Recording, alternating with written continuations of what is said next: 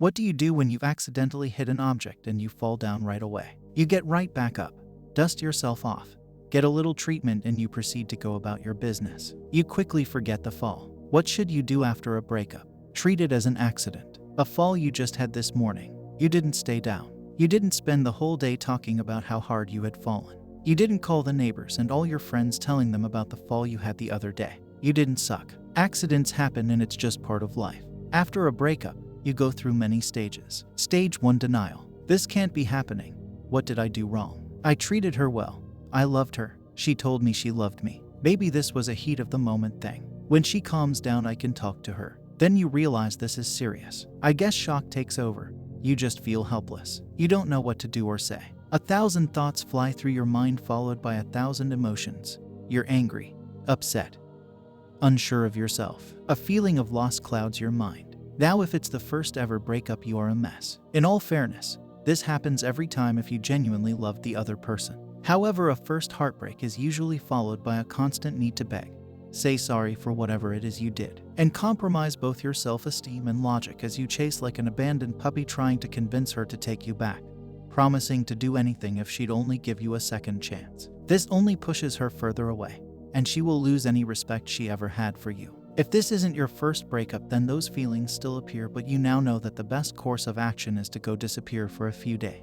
Tell her you need some time to yourself and you'd like to talk more about it at a later date, maybe once you go to collect your belongings. Then we go and try to process what's happened. Try and figure out why this has happened. Look back and try to see if there were any signs we may have missed. We always go this route. Write down all my feelings. Gets the jumbled mess out of my head. Then you try and regroup. Your friends tell you to get over her. You deserve better. There are plenty more fish in the sea. You ignore them. You love this girl and you want her back. You search the web, you look for advice and help as to what to do next. Then the meetup. You go in there trying to look your best, not like the emotional wreck you are inside. You try to listen to her reasons for ending the relationship. You don't know whether to believe them or not. Is she just trying to not hurt your feelings? You ask some questions and she doesn't know how to answer them. You just sit there blankly trying to resist the urge to beg for another chance. You leave with your things and maybe a hug at the door. You walk away looking back with tears in your eyes. Then you get yourself somewhere private and have your breakdown. The next few days you spend licking your wounds. You're an emotional mess. Your confidence is at rock bottom. You feel like your heart has been ripped out of your chest. You seek company and bore your friends to death asking why. What did I do wrong? They try to reassure you these things sometimes just happen. But you also need solace. You have times when you just sit for hours torturing yourself with the thoughts of good times. How she held you, the love, the intimacy. The smell of her perfume, you know it's now gone. You look through the loving messages which were a daily routine, day and night between you.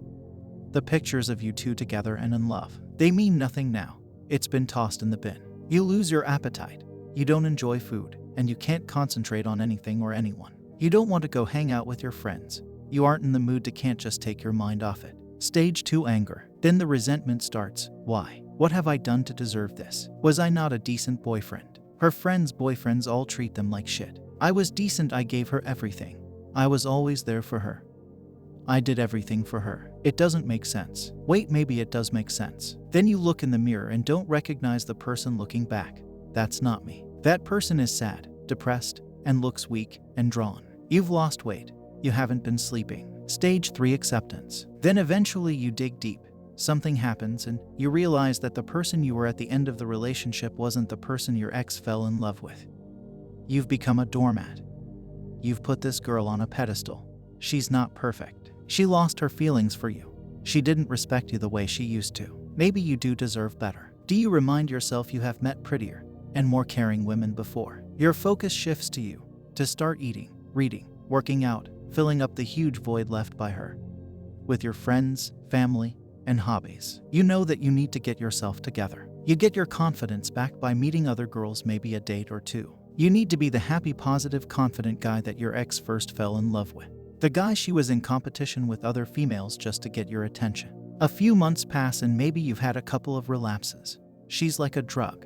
But you know that the only way to get over an addiction is to go cold turkey. No contact. However, you will relapse. A quick peek on her social media won't hurt. Maybe a quick message to say hi. She sends a message hoping you're okay, telling you she didn't want to hurt you. etc. These all can trigger the relapse and send you back to square one. Eventually, you will get to the other side.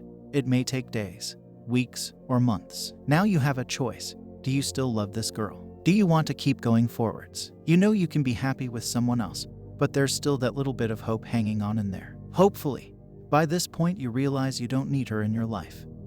You're happy again. However, do you want her in your life again? Or you can just forget it all and go meet someone new and start fresh. This is a general idea of what men go through. Some may be stuck on various stages for a long time, and some go through the stages on repeat for months or years. We usually don't show anyone how hurt we are, but it's all a learning process. After a breakup, it is normal to feel loneliness, sadness, hurt, anger, frustration, etc. because somewhere it puts a question mark on our self-worth. The important thing is not to let your negative emotions consume you. Instead of suppressing all emotions and feelings to grow stronger or progress, heal yourself with patience.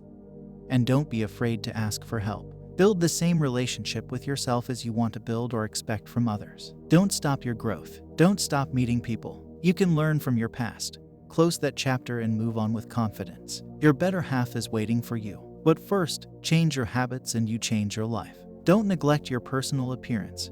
It helps in boosting your confidence. Give yourself love and freedom, so that the next time a person stays or leaves, you'll remain unfazed.